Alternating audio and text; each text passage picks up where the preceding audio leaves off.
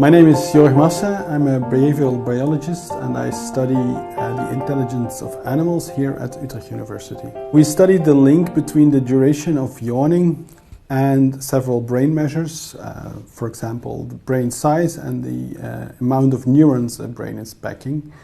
And this idea stems from the hypothesis that yawning actually functions to cool the brain.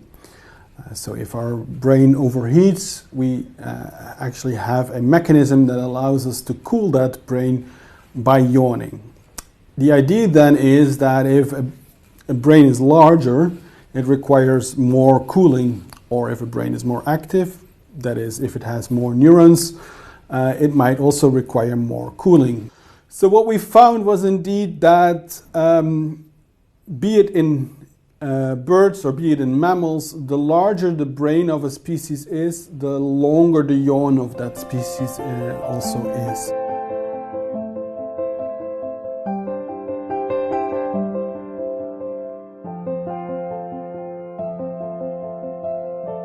We compared the duration of yawns across more than 100 species of both mammals and birds to see if indeed those species with larger brains also yawn longer than those species with smaller brains, or those species packing more neurons in comparison to those species packing less neurons. So to study yawns in animals, you need a lot of patience. So basically what we did in this study is we went to several zoos or several research institutes and sat in front of those enclosures with a camera and waited until the individuals actually yawned. I'm filming. Oh, it's very nice. Oh my God. That's impressive. So these findings provide us with useful information about how the brain functions and specifically how it deals with fluctuations in temperature. And it tells us also something about an everyday behavior which we do about 5 to 15 times a day, and which is often associated with boredom, but we now know that this is actually a very helpful behavior that helps us to bring back our brain to a temperature in which it functions best. So in fact, if somebody is yawning, he might not be bored, but he might actually be trying to keep his attention at a perfect level for the story you're telling them.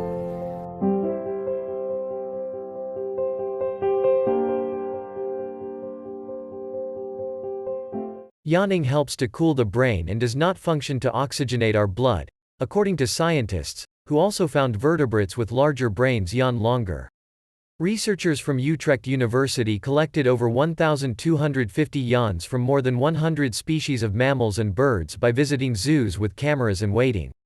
They found a direct link between the size or activity levels of the brain and the length of the yawn, suggesting we need to yawn to cool down our brain and stay alert.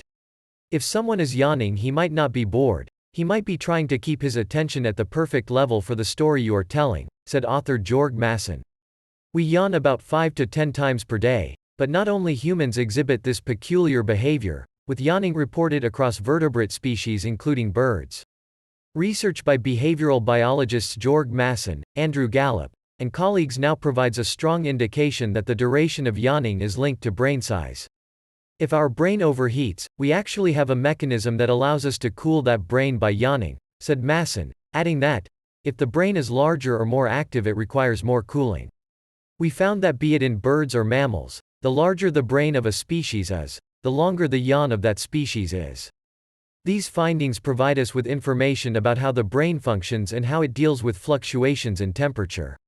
It helps us to bring our brain back to a temperature where it functions best, according to the team behind the study. Despite popular beliefs, yawning does not function to oxygenate our blood. Instead, recent discoveries by the same team show that yawning acts to cool the brain. Through the simultaneous inhalation of cool air and the stretching of the muscles surrounding the oral cavities, yawning increases the flow of cooler blood to the brain, and thus has a thermoregulatory function, according to Gallup. Several studies have supported that idea. For example, They showed that the temperature of the brain drops rapidly after yawning, and that the ambient temperature determines how often yawning occurs. In addition, they found that people rarely yawn when they hold a cool pack to their head or neck, or do other things that cool the brain. The team say that the larger or more active the brain, the more cooling it needs. Previous small studies on mammals, conducted by both Gallup and Masson, already suggested that animals with larger brains yawn longer. In this new study, we wanted to see how universal that theory is, and especially whether it holds true for birds, says Masson. So the team embarked on the enormous task of collecting more than 1,250 yawns from 55 mammal species and 46 bird species.